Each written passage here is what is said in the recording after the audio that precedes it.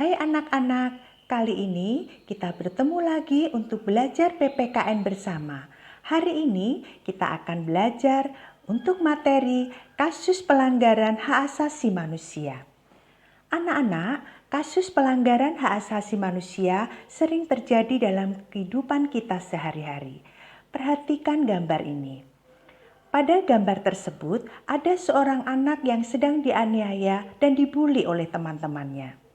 Pada gambar berikutnya ada pernyataan orang miskin dilarang sekolah. Menurut pendapat kalian, apakah kedua gambar tersebut menunjukkan kasus pelanggaran hak asasi manusia? Benar sekali, kalian hebat. Kedua gambar tersebut merupakan contoh kasus pelanggaran hak asasi manusia. Anak-anak, kita akan lebih memperdalam lagi pengetahuan kita tentang kasus pelanggaran hak asasi manusia. Hak asasi manusia di Indonesia diatur di dalam Undang-Undang tentang HAM, yaitu Undang-Undang Nomor 39 Tahun 1999. Di dalam Undang-Undang tentang HAM tersebut ada pengertian tentang pelanggaran HAM, di mana pelanggaran HAM adalah tindakan pelanggaran kemanusiaan baik dilakukan oleh individu maupun oleh institusi negara atau institusi lainnya terhadap hak asasi manusia. Untuk pelanggaran HAM yang sifatnya umum bisa terjadi contohnya, yang pertama pembunuhan massal, yang kedua penyerbuan atau penyerangan, yang ketiga penahanan dan penyiksaan, yang keempat perkosaan dan penghamilan paksa, yang kelima penculikan dan penghilangan paksa, serta yang keenam pengusiran dan pengambil-alihan hak milik secara paksa. Anak-anak, pelanggaran HAM menurut Undang-Undang Nomor 26 Tahun 2000 dapat dibedakan menjadi dua. Yang pertama disebut dengan kejahatan genosida. Apa kejahatan genosida itu? Kejahatan genosida adalah setiap perbuatan yang dilakukan dengan maksud untuk menghancurkan atau memusnahkan seluruh atau sebagian kelompok bangsa, ras, kelompok etnis, kelompok agama dengan cara bisa terjadi membunuh anggota kelompok tersebut atau mengakibatkan penderitaan fisik atau mental yang berat terhadap anggota-anggota kelompok tersebut, menciptakan kondisi kehidupan kelompok yang akan mengakibatkan kemusnahan secara fisik, baik seluruh maupun sebagian, memaksakan tindakan-tindakan yang bertujuan mencegah kelahiran di dalam kelompok tersebut, atau mungkin juga dengan memindahkan secara paksa anak-anak dari kelompok tertentu ke kelompok lain. Di sini akan saya tampilkan gambar kejahatan genosida. Bisa kalian lihat, hampir semua orang meninggal karena memang kejahatan genosida adalah pemusnahan massal. Anak-anak, yang kedua yaitu kejahatan terhadap kemanusiaan. Apakah itu kejahatan terhadap kemanusiaan? Adalah salah satu perbuatan yang dilakukan sebagai bagian dari serangan yang meluas atau sistematik yang diketahuinya bahwa serangan tersebut ditujukan secara langsung terhadap penduduk sipil. Contohnya pembunuhan, pemusnahan, perbudakan, pengusiran atau pemindahan penduduk secara paksa, dan perampasan kemerdekaan atau perampasan kebebasan fisik lain secara sewenang-wenang yang melanggar ketentuan pokok hukum internasional. Yang terakhir adalah penyiksaan. Sekarang akan saya tampilkan contoh kejahatan terhadap kemanusiaan, yaitu penyiksaan terhadap manusia. Di situ digambarkan seseorang yang sedang disiksa. Anak-anak, untuk penyebab pelanggaran hak asasi manusia menurut Profesor Baharudin Lopa SH adalah yang pertama, adanya kebiasaan dari pihak yang memiliki wewenang dan kekuasaan untuk menyalahgunakan wewenang dan kekuasaan tersebut. Yang kedua, masih kentalnya budaya ewuh pekewuh yang membuka peluang terjadinya pelanggaran hak asasi manusia, sehingga penegakannya atau enforcement-nya terganggu.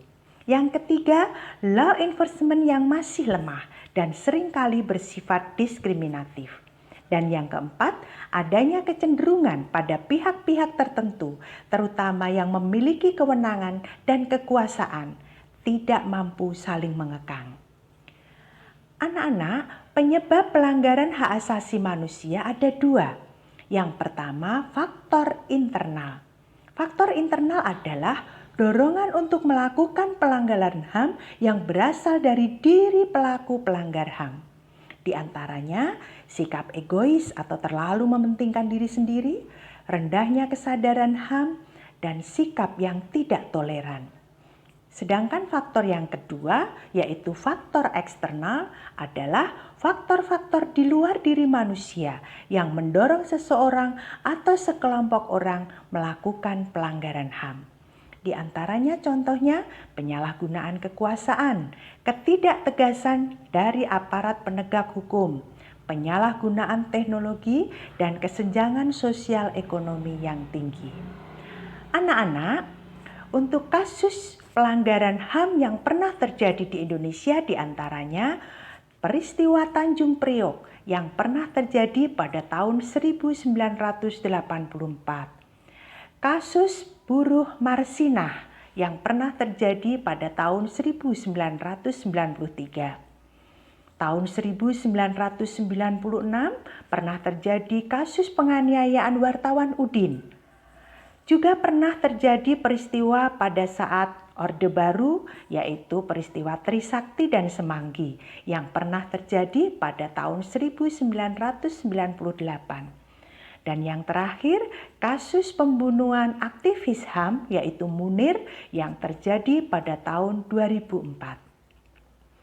Anak-anak, akan saya tampilkan peristiwa Trisakti dan Semanggi yang terjadi pada tahun 1998. Di situ digambarkan ada demo dari mahasiswa Trisakti yang kemudian mengakibatkan lengsernya Soeharto dari presiden. Anak-anak, refleksi kita pada hari ini, setelah mempelajari materi ini, kita semakin paham bahwa hak dan kewajiban dalam pelaksanaannya harus seimbang. Kesimpulan yang dapat diambil pada hari ini adalah hak merupakan semua hal yang kita peroleh atau kita dapatkan. Hal tersebut dapat berbentuk kewenangan atau kekuasaan untuk melakukan sesuatu. Setiap hak yang diperoleh merupakan akibat dari dilaksanakannya kewajiban. Sedangkan kewajiban adalah segala sesuatu yang harus kita laksanakan dengan penuh tanggung jawab. Hak dan kewajiban asasi manusia merupakan dua hal yang saling berkaitan. Keduanya memiliki hubungan kausalitas atau hubungan sebab akibat. Ingat, seseorang mendapatkan hak karena kewajibannya sudah dipenuhi. Nah, anak-anak, untuk tugas kalian pada hari ini adalah tuliskan pelanggaran hak asasi manusia yang pernah terjadi di lingkungan kalian.